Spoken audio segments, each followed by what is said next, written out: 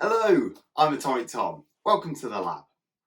Today in our video about time, we are going to be making a water clock, or also known as a clepsydra.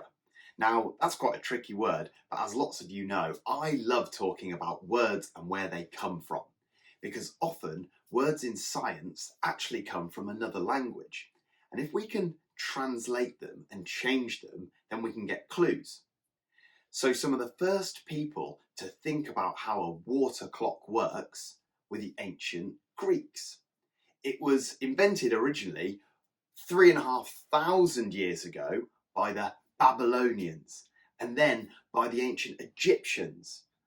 But by the time the Greeks started to have a go with it, they named it the clepsydra.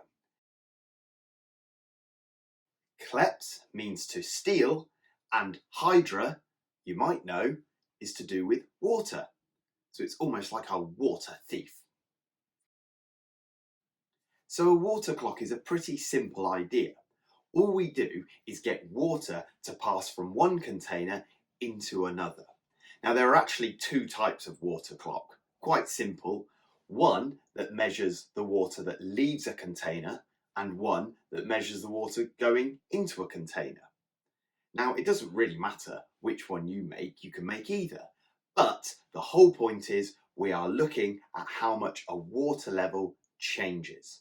Now, if this doesn't make sense just yet, don't worry. I'm sure when I show you using this equipment, it'll be really, really easy and you'll be able to make one of these yourselves. So the equipment that we need is some water, a bottle, a pen, something sharp and pokey. I've got this for corn on the cob. Why not? And also some scissors. Please be very careful with these. Just playing. So very carefully, we're going to take our scissors and then we're just going to cut our bottle around about a third of the way down. So imagine chopping it into thirds, about there, about there.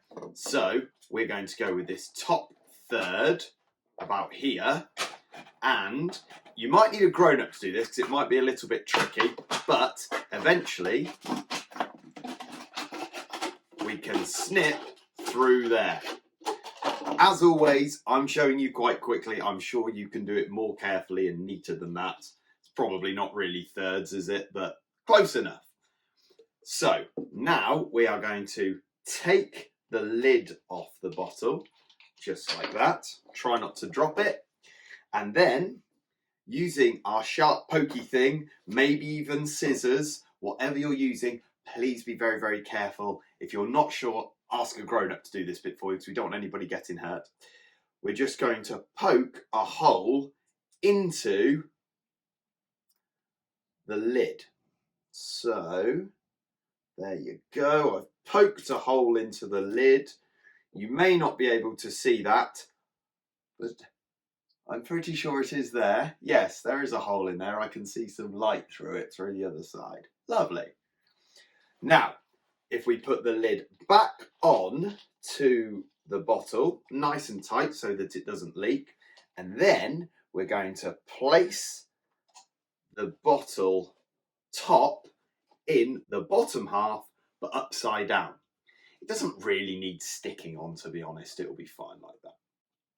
Then we are going to pour water into the top and we're going to time it. Now we're doing this slightly differently to the ancient Babylonians or the ancient Egyptians because obviously they didn't have a watch to time it. They were using the water clock as their timer.